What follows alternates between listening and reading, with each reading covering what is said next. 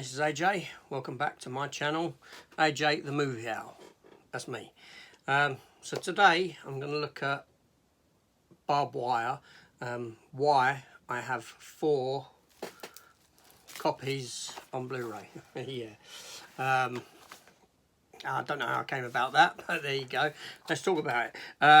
So before I have a look at those releases, a little bit about Barbed Wire itself. Okay, so Barbed Wire was a comic character that was created in 1993 under Dark Horse Comics. Now, Dark Horse Comics usually does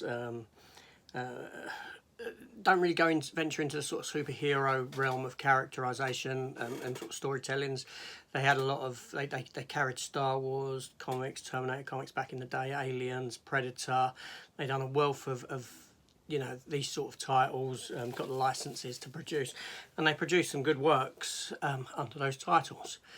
Obviously, subsequently, things like Alien and Predator have now moved to Marvel, Star Wars has moved to Marvel, but yeah, some of their early Aliens, Predator stuff worth looking out for, but that's an aside. So, yeah, so in 1993, Dark Horse started a comic imprint series called Comics Greatest World, and it was a load of individual issues that formed one big story, introducing loads of these different characters, superhero-y style of characters, Barbed Wire being one of them. In 1994 she got a 9-issue series that ran from 94 to 95, and in 1996 she got a 4-issue miniseries. So she hasn't had many comic books around, sort of revolving around her. The reboot of the comic came in 2015, 8 issues. I do have all of these comics. I have read all of these comics, so I was aware of the character prior to them making a film. So the film itself was made in 1996, or well, it was released in 1996, and it runs at 1 hour and 38 minutes. Here in the UK, we got it on May the 3rd. Yeah, I remember going to see the film at the cinema, and yeah, the film obviously stars Pamela Anderson in the title role, and directed by David Hogan, who isn't really a film director. He's directed a lot of music videos, this sort of thing, and it does show in the direction within the film. The budget for the film was $9 million, and its worldwide box office was $3,793,000. So yeah, he took a bit of a loss there.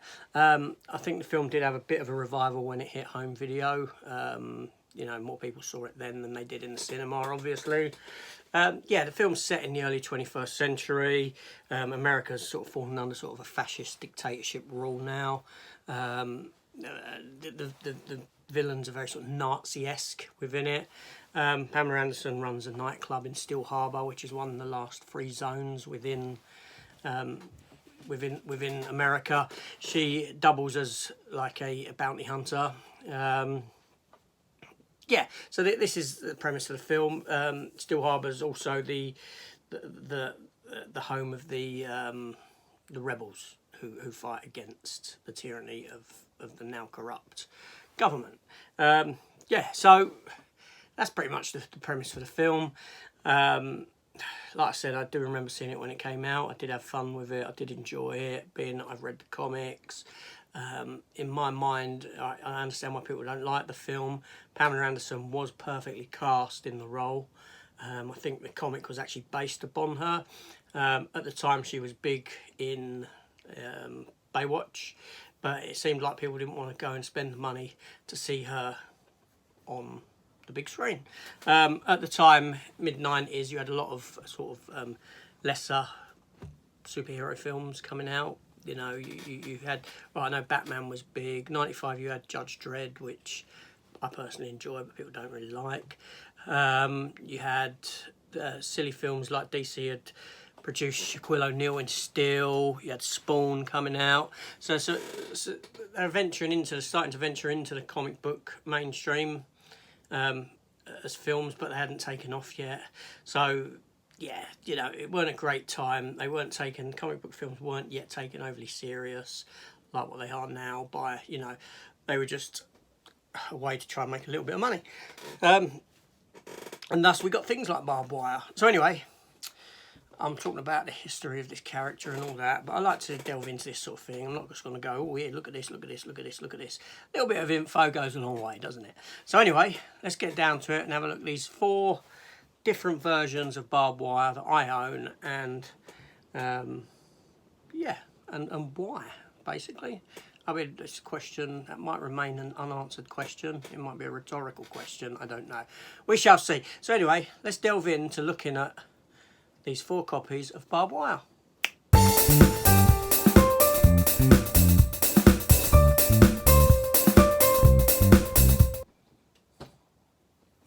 Okay, first up, here we have the United States release of barbed wire. Now, the reason I have this is because it became available in the US prior to it becoming available in the UK. So subsequently I imported it for myself and was happy with the release. I mean, you know, it's got some nice box art, got a nice, you know, image on the cover of Pamela Anderson herself. All right, the disc itself, other than the title on it, is, you know, it's not very, nothing very good about it or that. But yeah, so first up, like I said, it wasn't available in this country, thusly I imported this. So that was my first copy. Then it did become available in the UK with this. So completely different cover, completely different art.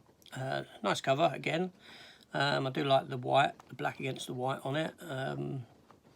You know, it stands out. That's the spine, that's the back. So, as back go, it is pretty much the same art used. Now, I didn't buy this upon release. I bought it later on, cheap, but maybe a £5, just because it had a different cover art image. Yeah. So that was my second purchase. That's 1 and 2. Then came this version, which I have done an opening for in one of my other videos, a proper opening, which is the Steelbook. And I didn't look on the inside of that, but sorry, that one did have art on the disc, as you can see. Sorry about that. Where was I? Yeah, the Steelbook. So I got this Steelbook, or metal pack as they call it, because it's got one of them, it opens up down the centre, like a book or something, you know. So I got this from Germany, imported, because I collect Steelbooks. This is number 933 of 1,500. So only 1,500 of these made, apparently. So yeah, so that was that. But like I said, I have done a full opening of it, a full look at it, back down, a few videos down in my channel. So that was release number 3. Then release number 4, again from Germany, Amazon Germany, was this, which is a media book version. That's the J card that comes with it. I'll put that down. So yeah, so the media book, obviously it has the Blu-ray and the DVD, both Blu-ray and DVD in it.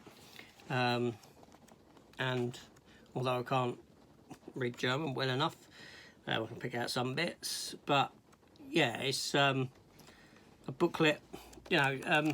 So these latter 2 came from Germany. Now Germany, I've done a video on this as well. Germany's a great place to get stuff from that you can't get over here in the UK. They do these special releases.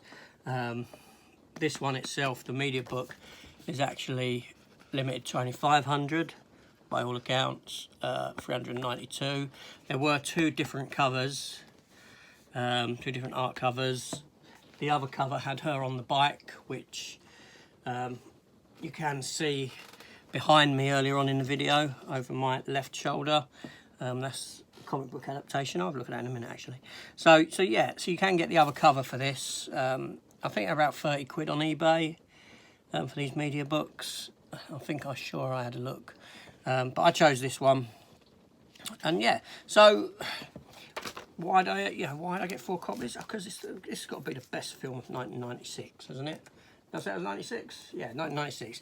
I say in jest. No, it's just one of those things. It just kind of happened. You know, I got no issue with the film. I read the comic. Pamela Anderson's acting, excuse me, is not particularly great, obviously. It does play heavily on her assets. The film does start off very sort of soft porny, with her dancing under a shower and stripping off, with some shots of her. Yeah. But yeah, so, I mean, I can understand why people don't like the film. It's not a great film, but I can watch and enjoy the film. But that's coming from, you know, a comic book background of reading comics for 30 plus years and being aware. But yeah, so they're the 4 different boxes, as you can see. Now, I don't know if you're interested in what I had over my shoulder, but just have a quick look. This here is the comic book adaptation, published by Dark Horse Comics, $7.99 that was back in the day. So this is basically the story of the film in comic book form. Yeah, let's get some photos at the back, as you can see, from the film. And over my right shoulder, I had the official fan book, which is the companion piece to the film. That, you know, back in the day, this from Box Tree, people may remember when you could get books, because you had to wait a long time back then for films to come out. It's not like today where you have a 3-month gap and you can get the film. So back then you had books, you had comic adaptation to appease that wait.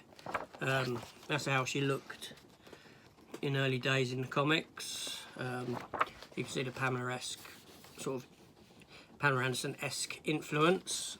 And there we go.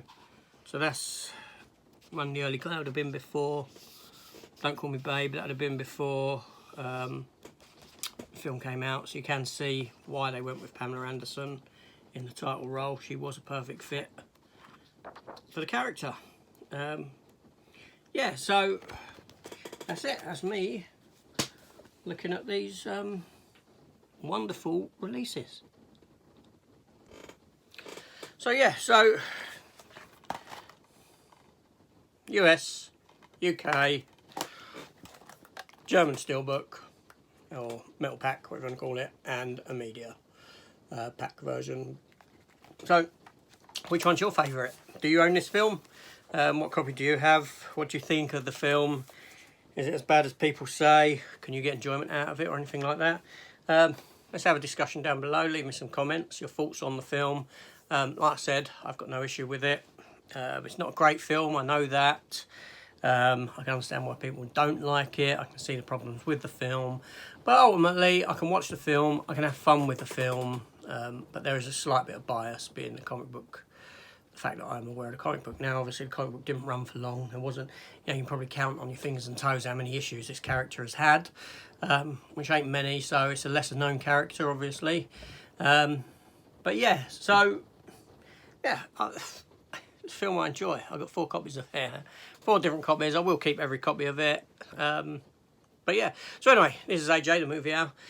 Thanks for watching. Please hit that subscribe button if you haven't already. The channel's young, the channel's growing. I've got some great content ideas that I'm going to be putting out there very soon. You'll be seeing. So please hit that bell, hit that subscribe, share the video, all that malarkey. Come join me. Let's make this a nice place to talk about movies, talk about the good, the bad, and all that. So anyway, I'm getting away now. Thank you for watching. Thank you for taking your time. And I shall see you all later. Goodbye all.